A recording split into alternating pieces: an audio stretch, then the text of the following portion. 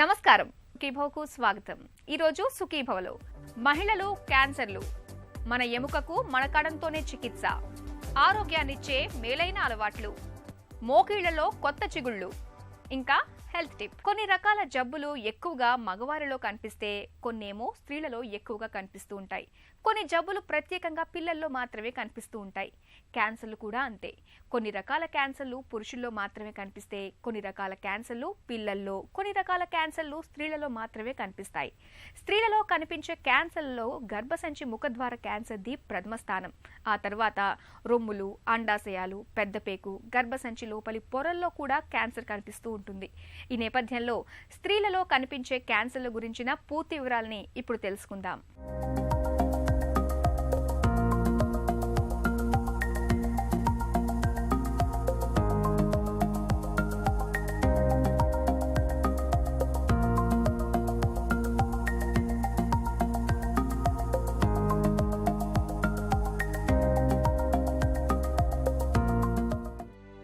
యుద్ధం, కరవు, భూకంపం ఇవన్నీ పెను ఉత్పాతాలు. మూకమ్మడిగా ప్రజల ప్రాణాల్ని ఇట్టే హరించే తీవ్ర ఉపద్రవాలు. అందుకే ఇలాంటివి సంభవించినప్పుడు ప్రభుత్వం ఎమర్జెన్సీ ప్రకటిస్తుంది. ఇలాంటి ఎమర్జెన్సీలు ప్రజారోగ్యానికి సంబంధించి అనేకం కనిపిస్తాయి.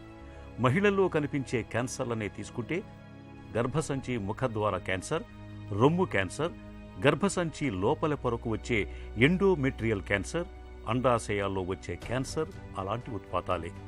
ప్రధానంగా ఈ 4 క్యాన్సర్లే నిత్యం ఎంతో మంది మహిళలకు ప్రాణాంతకంగా పరిణమిస్తున్నాయి. కేవలం సరైన అవగాహన లేకపోవటం వల్లే వేలాది మంది మహిళలు ఉట్టి పుణ్యానికే క్యాన్సర్ల బారిన పడి మృత్యువాత పడుతున్నారు. ఆడవారిలో మనం ముఖ్యంగా చూస్తే గర్భసంచి ముఖద్వారానికి వచ్చే క్యాన్సర్ అంటే సర్వైకల్ క్యాన్సర్ అంటారు.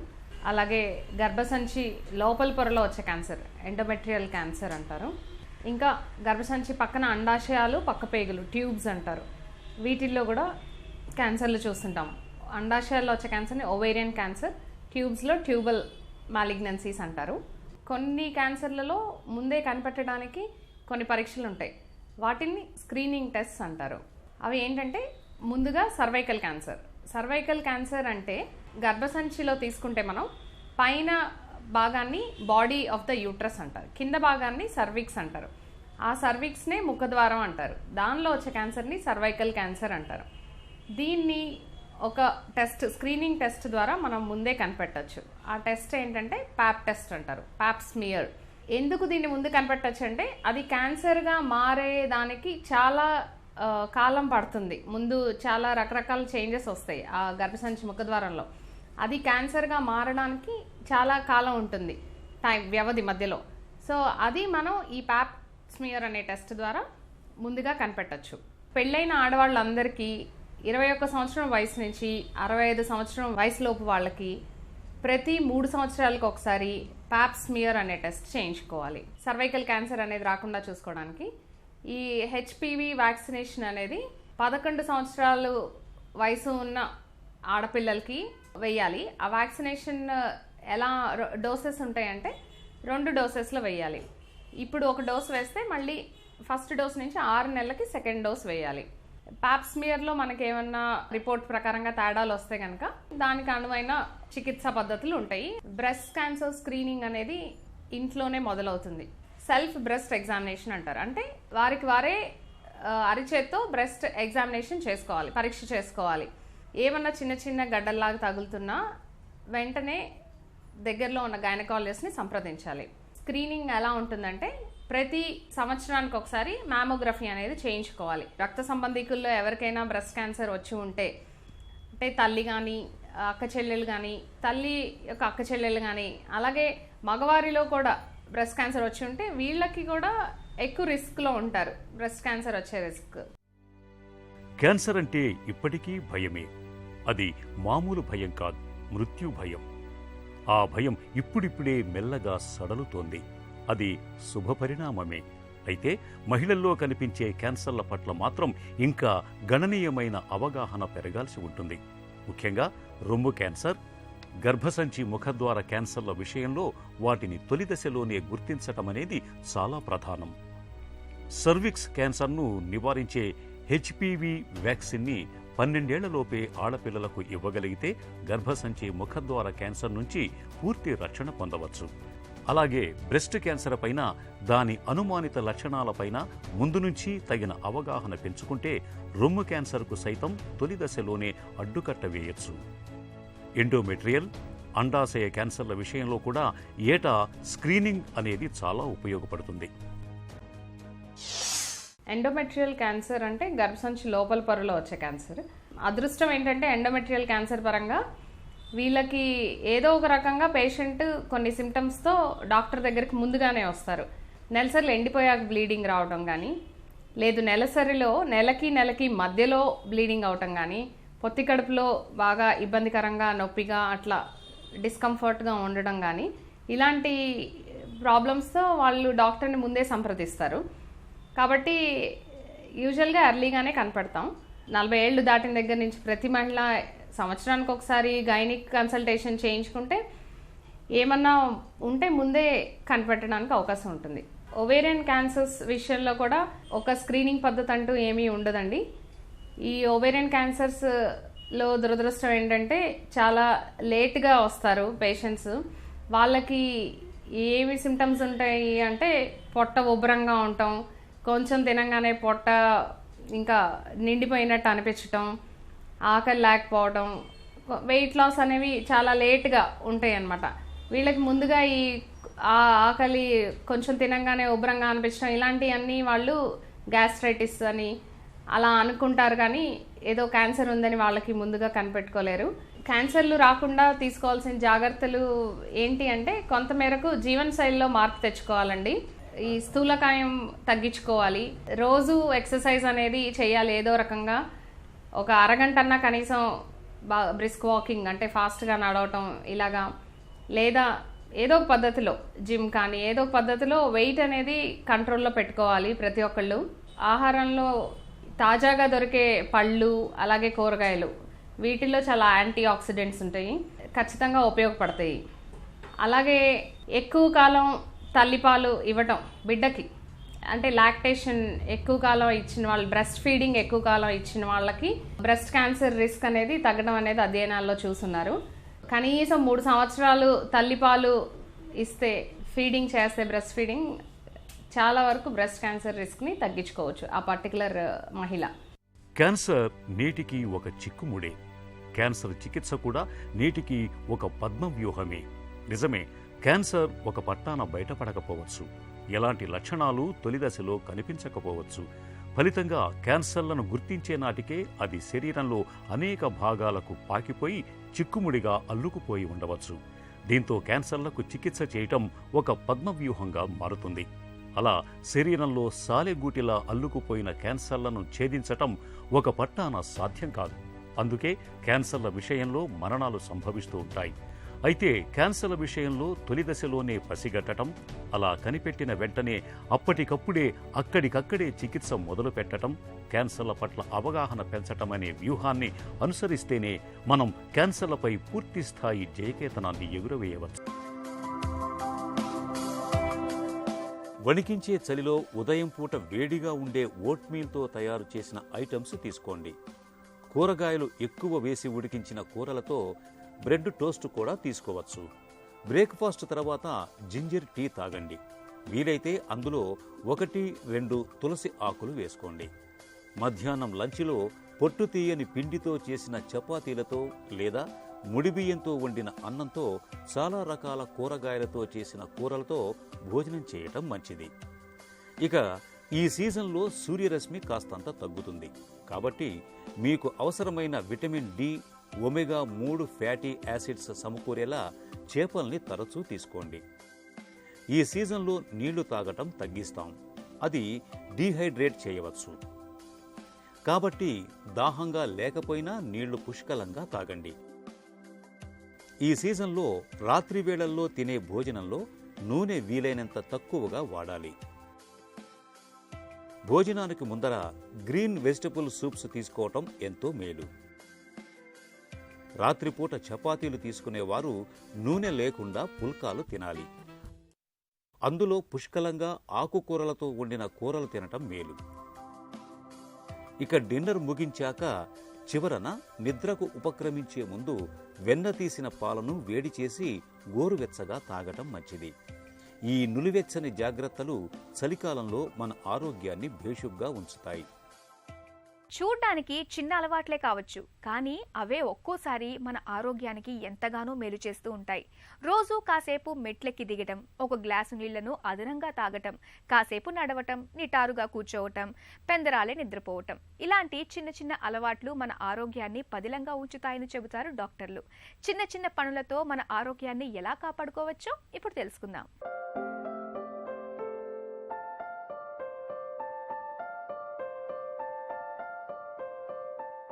చూడ్డానికి చిన్నవే కావచ్చు, కానీ కొన్ని అలవాట్లు పెద్ద ప్రభావాన్నే చూపుతాయి. ముఖ్యంగా ఆరోగ్యం విషయంలో ఏమాత్రం చిన్నచూపు చూడాల్సిన పని లేదు. వీటిని రోజువారీ జీవితంలో భాగంగా చేసుకుంటే ఆరోగ్యాన్ని సొంతం చేసుకోవచ్చు. అలాంటి చిన్న అలవాట్లు కొన్నింటిని పరిశీలిద్దాం. మెట్లెక్కడం. ఇంట్లో గాని ఆఫీసులో గాని మెట్లుంటే ఏమెక్కుతాంలే అని అనుకోకుండా కాస్త కాళ్లకు పని చెప్పండి. ఒక్కరోజుతోనే ఆగకుండా దాన్నొక అలవాటుగా మార్చుకోండి. క్రమంగా మెట్లను ఎక్కే దిగే సంఖ్యను పెంచుకోండి. ఇది గుండె ఆరోగ్యానికి ఎంతో మేలు చేస్తుంది. మరో గ్లాసు నీరు. చాలామంది దాహం వేసినప్పుడే నీరు తాగుతుంటారు, కాని మనకి దాహం వేయడానికన్నా ముందే ఒంట్లో నీటి శాతం పడిపోతుంది. కాబట్టి తరచుగా నీరు తాగడం మంచిది. తగినంత నీరు తాగడం వల్ల శరీర ఉష్ణోగ్రత సరిగా ఉంటుంది.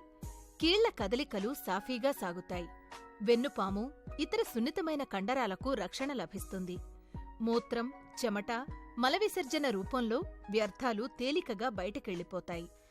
10 నిమిషాల నడక. చీటికీ మాటికి వాహనాలను బయటికి తీయడం మానేయండి. ఆఫీసులో భోజన సమయంలో గాని, ఇంటికి దగ్గర్లోని దుకాణానికి వెళ్లాల్సినప్పుడు కాని కాసేపు నడవడం ప్రారంభించండి. ఇలా తక్కువసేపు నడిచినా శరీరం మీద మంచి ప్రభావాన్ని చూపుతుంది. నిటారుగా కూర్చోవడం. వెన్ను ముందుకు వంగిపోకుండా నిటారుగా కూర్చుంటే నొప్పుల బారిన పడకుండా చూసుకోవచ్చు. అలాగే నడుస్తున్నప్పుడు భుజాలు వెనక్కి, తల పైకెత్తి ఉండేలా చూసుకున్నా ఆత్మవిశ్వాసం, ఉత్సాహం సొంతమవుతాయి. కాస్త పెందలాడే పడక. రాత్రిపూట గాఢంగా 7-8 గంటలు పడుకోవడం గుండె ఆరోగ్యం మెరుగ్గా ఉందనడానికి సూచిక. గాఢనిద్ర మూలంగా శరీరం కొత్త శక్తిని పుంజుకోవడమే కాదు, ఆహారపు అలవాట్లు గాడి తప్పకుండానూ ఉంటాయి. నిద్రలేమితో ఆకలిని తగ్గించే హార్మోన్ల ఉత్పత్తి పడిపోతుంది. ఇది ఎక్కువ ఆహారాన్ని తినడానికి, బరువు పెరగడానికి దోహదం చేస్తుంది. ఒంటికాలి మీద నిలబడటం. 10 సెకండ్ల పాటు ఒక కాలు మీద నిలబడి తర్వాత మరో కాలు మీద నిలబడడం చాలా తేలికైన వ్యాయామం. దీన్ని పళ్ళు తోముకుంటున్నప్పుడు, బస్సు కోసం, టికెట్ల కోసం వరుసలో నిలబడినప్పుడు కూడా చేయొచ్చు. ఇది రోజువారీ పనులకు అవసరమైన శరీర నియంత్రణ, కదలికల వంటివి మెరుగుపడేలా చేస్తుంది. వారం వారం బరువు తూచుకోవడం. బరువు తగ్గడానికి గాని, దాన్ని నియంత్రించుకోవడానికి గాని ప్రతి వారానికి ఒక లక్ష్యాన్ని నిర్దేశించుకోండి. దాన్ని కాగితం మీద రాసుకుని ఎంత మేరకు దాన్ని చేరుకున్నారో చూసుకోండి. ప్రతి వారం ఒకే రోజున, ఒకే సమయాన, ఒకే రకం దుస్తులను ధరించి తూచుకుంటే తగ్గిన బరువు ఖచ్చితంగా తెలుస్తుంది. మంచి అల్పాహారం. ఉదయాన్నే ప్రోటీన్తో కూడిన పీచు అధికంగా గల అల్పాహారాన్ని తీసుకుంటే కడుపు నిండిన భావన కలుగుతుంది. త్వరగా ఆకలి వేయకుండానూ, అలసిపోకుండా పనులు చేసుకోవడానికి తోడ్పడుతుంది. కేలరీల మోతాదుపై కన్ను. కేలరీల మోతాదులు అధికంగా గల పదార్థాలు బరువు పెరగడానికి దారితీస్తాయి. కాబట్టి తక్కువ కేలరీల ఆహారం మీద దృష్టి పెట్టండి. వెన్నతీసిన పాల పదార్థాలు, పొట్టు తీయని ధాన్యాలు తినడం అలవాటు చేసుకోవాలి. కొవ్వు ఎక్కువగా లేదా కృత్రిమ తీపి పదార్థాలకు బదులుగా తాజా పండ్లు తినడం మేలు. మన ఇంట్లో ఉండే ఫ్యాన్ కొంతకాలం పనిచేశాక రకరకాల కారణాల వల్ల కిర్రుమనే శబ్దాలు రావటం మనం వింటూ ఉంటాం. మళ్ళీ కొత్త బేరింగులు వేస్తేనో లేదంటే ల్యూబ్రికెంట్స్ వేసి రిపేర్ చేస్తే ఫ్యాన్ తిరిగి చక్కగా పనిచేస్తుంది.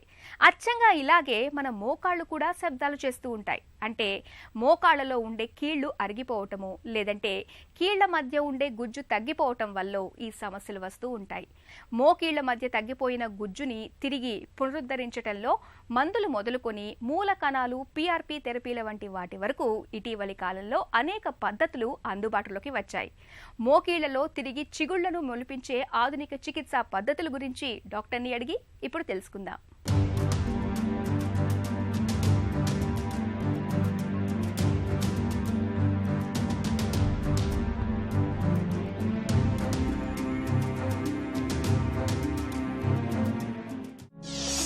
మోకాళ్లలో గుజ్జును పెంచే చికిత్సలు ఏవైనా ఉన్నాయా? ఇప్పుడు లేటెస్ట్గా కీ హోల్ సర్జరీస్ అని వచ్చినాయి. ఇది ఇప్పుడు ఫారెన్లో ఇప్పుడు రీసెంట్ ట్రెండ్.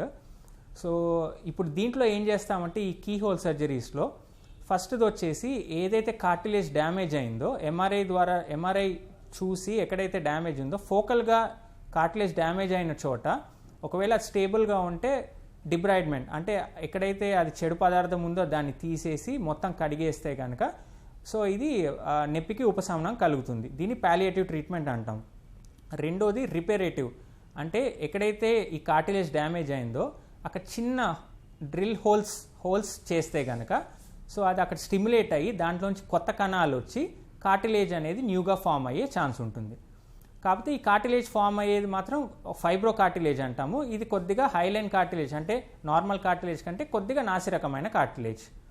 మూడో రకం వచ్చేసి ఈ మైక్రో ఫ్రాక్చర్తో పాటు మనం ఈ మూల కణాలు తీసుకొని ఒక ఫైబ్రిన్ అంటే ఒక గమ్ లాంటి పదార్థంతో కలిపి ఎక్కడైతే కార్టిలేజ్ డ్యామేజ్ అయిందో దానికి పేస్ట్ చేయడం జరుగుతుంది.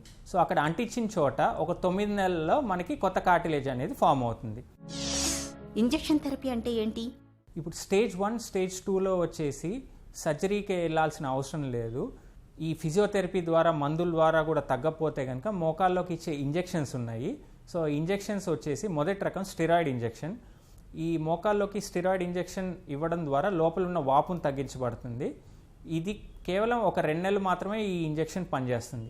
ఈ ఇంజెక్షన్ కేవలం 2 లేదా మ్యాక్సిమం 3 వరకే తీసుకోవచ్చు. అంతకుమించి తీసుకుంటే కనుక లోకల్గా ఈ ఎముకలు అనేది పలచబడితే అవకాశం ఉంటుంది. రెండో రకం వచ్చేసి ఈ జిగురు పదార్థం ఏదైతే ఉందో అది హైలూరోనిక్ యాసిడ్ సబ్స్టెన్స్ ఉంటుంది దాంట్లో మోకాల్లో. సో దాన్ని సబ్స్టిట్యూట్ చేస్తాం మనం ఒక ఇంజెక్షన్ ద్వారా. దీన్నే సైనోవియల్ ఫ్లూయిడ్ రీప్లేస్మెంట్ థెరపీ అని అంటాం. సో ఇవి 2 రకాలు, లో మాలిక్యులర్ వెయిట్ అని, హై మాలిక్యులర్ వెయిట్ అని. ఈ ఇంజెక్షన్స్ దగ్గర మన స్టేజ్ని బట్టి 8 నెలల నుంచి సంవత్సరం వరకు పనిచేసే అవకాశం ఉంటుంది. మూడో రకం వచ్చేసి platelet rich plasma therapy. So మన రక్తం నుంచే కణాలు తీసుకొని అది మోకాల్లోకి ఇంజెక్ట్ చేస్తే ఎక్కడైతే డ్యామేజ్ అయిందో అవి మనకి ఇవి రిపేర్ చేస్తాయి అన్నమాట ఈ కణాలు. నాలుగో రకం వచ్చేసి మూల కణాల చికిత్స.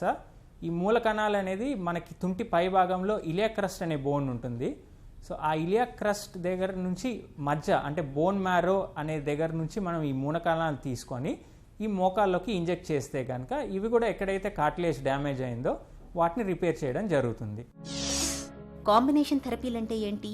ఈ పిఆర్పి అంటే ప్లేట్లెట్ రిచ్ ప్లాస్మా ఇంకా మూల కణాలు ఈ 2 కలిపి ఇవ్వడాన్ని కాంబినేషన్ థెరపీ అని మనం అంటాము. మూల కణాలతో మోకాళ్లలో గుజ్జును పెంచవచ్చా? ఇప్పుడు రీసెంట్గా ఏంటంటే స్కెఫోల్స్ అని వచ్చినాయి, చిన్న స్పాంజ్ లాంటి పదార్థం. ఆ స్పాంజెస్ ఈ మూల కణాలతో కలిపి అక్కడ అంటిస్తే కనుక దాని మీద కూడా కొత్త పొర అంటే కార్టిలేజ్ ఫామ్ అయ్యే ఛాన్స్ ఉంటుంది. కార్టిలేజ్ ట్రాన్స్ప్లాంటేషన్ అంటే ఏంటి? ఇప్పుడు మన కార్టిలేజ్ ఎక్కడైతే డ్యామేజ్ అయిందో అదే మోకాల నుంచి బరువు పడని చోట అక్కడ కార్టిలేజ్ తీసుకొని ఇక్కడ కార్టిలేజ్ అమర్చబడాల్సి ఉంటుంది. దీన్నే కార్టిలేజ్ ట్రాన్స్ప్లాంటేషన్ అని మనం అంటాము. మోకాళ్లలో గుజ్జును పెంచడంలో కెడావర్ గ్రాఫ్ట్స్ ఎలా ఉపయోగపడతాయి? ఒకవేళ కార్టిలేజ్ బాగా ఎక్కువగా ఉండి మోర్ దెన్ 3 సెంటీమీటర్స్ కంటే ఎక్కువగా డ్యామేజ్ అయి ఉంటే కనుక కెడావర్స్ అంటే బోన్ బ్యాంక్స్లో మనం ఆల్రెడీ కార్టిలేజ్ సిలిండర్స్ అని దొరుకుతాయి. అవి తీసుకొని అంటే కెడావర్స్లో ఫ్రెష్ ఫ్రోజన్ ఆలోగ్రాఫ్స్ అంటాం. అంటే వేరే వాళ్ళ దగ్గర నుంచి ఈ కార్టిలేజ్ తీసుకొని అంటే శవాలు ప్రిజర్వ్ చేసిన వాటి నుంచి కార్టిలేజ్ తీసుకొని ఈ ఎక్కడైతే ఎవరికైతే పేషెంట్స్కి అవసరం ఉందో వాళ్ళకి ట్రాన్స్ప్లాంట్ చేయడం జరుగుతుంది. ఇది కూడా అత్యాధునిక పద్ధతి. కార్టిలేజ్ కల్చర్ థెరపీ అంటే ఏంటి? ఇప్పుడు మనం కార్టిలేజ్ ఆటోలోగస్ కాంట్రోసైట్ ఇంప్లాంటేషన్ అంటే మనం కార్టిలేజ్ కొద్దిగా తీసుకొని దాన్ని కల్చర్ చేసి ఆ కల్చర్ చేసిన తర్వాత ఒక పొరలాగా ఫామ్ అవుతుంది ఒక 6 వారాల్లో. అదే ఆ ఫామ్ అయిన పొరని మనం పేషెంట్కి అమర్చబడడం జరుగుతుంది. సో ఇవన్నీ కూడా కీ హోల్ సర్జరీ ద్వారా చేయాల్సి ఉంటుంది. సో ఇది అన్ని డే కేర్ సర్జరీస్. ఈ సర్జరీస్ అన్నీ కూడా మనం ఈరోజు చేస్తే కనుక పేషెంట్ సాయంత్రం కానీ లేదా నెక్స్ట్ డే మార్నింగ్ కానీ ఇంటికి వెళ్ళిపోవచ్చు. సో ఈ కార్టిలేజ్ రిపేర్ టెక్నిక్స్ అన్నీ కూడా చేయించుకుంటే కనుక ఈ మోకాలు అరుగుదల అనేది లేదా నీ రీప్లేస్మెంట్ వరకు వెళ్ళే స్టేజ్ కొద్దిగా పోస్ట్పోన్ చేసేదానికి అవకాశం ఉంటుంది. చిన్న చిట్కా మీకోసం. చలికాలంలో జుట్టు పొడిబారకుండా ఉండేందుకు రాత్రి పడుకోబోయే ముందు గాని లేదా ఉదయం పూట స్నానానికి ముందు గాని గోరువెచ్చని కొబ్బరి నూనెను కుదుళ్లకు పట్టించి మృదువుగా మర్దన చేయండి. జుట్టు పొడిబారకుండా ఉంటుంది. సుఖీభవ కార్యక్రమానికి సంబంధించిన మీ విలువైన సూచనలు సలహాలని వెంటనే మాకు రాయండి. మా చిరునామా Sukhibhava, ETV, Ramoji film city, Hyderabad 501512 లేదా sukhibhava@etv.co.in కు మెయిల్ చేయండి.